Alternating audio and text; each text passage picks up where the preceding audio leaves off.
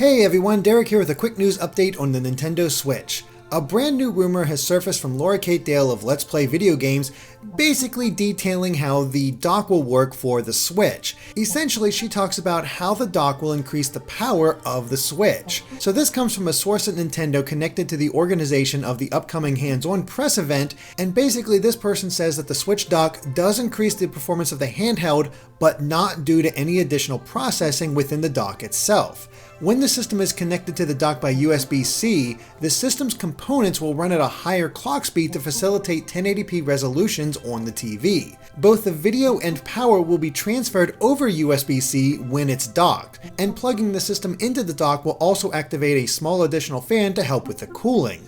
This fan is located at the rear of the dock, and there's a gap in the back of the dock to allow the system's inbuilt fans to vent when docked. The dock itself is incredibly lightweight, and while it does play a part in increasing the system performance on the TV, it is designed to be cheap to produce, because the intention there is that sometime after launch, additional docks will be sold so you can place them in different rooms if you have multiple TVs. So you only need one Switch system, but with multiple docks, you can play it on as many TVs as you want.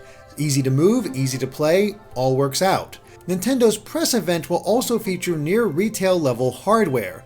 Each title will be locked to playing one game demo, but press will be free to take the systems to separate areas of the event to play on sofas rather than the TV. And when returning to TVs, they will not be required to return the system to the same dock it started at. So it's basically a way for press to really see how the system works, how it does when it's off, how long the battery lasts, how everything looks. It'll be a good way for the press to get a real feeling of the system. However, in addition to all this, Laura Kate Dale has another report saying that Dark Souls 3 is running on the Switch, and From Software is considering a Trilogy re-release. Essentially, From Software has managed to get Dark Souls 3 running on the Nintendo Switch with a level of performance that they are happy with. However, they have not committed to releasing it yet, but discussions internally at the company have discussed the financial viability of re-releasing the main 3 Dark Souls titles on the Switch with their DLC bundled in.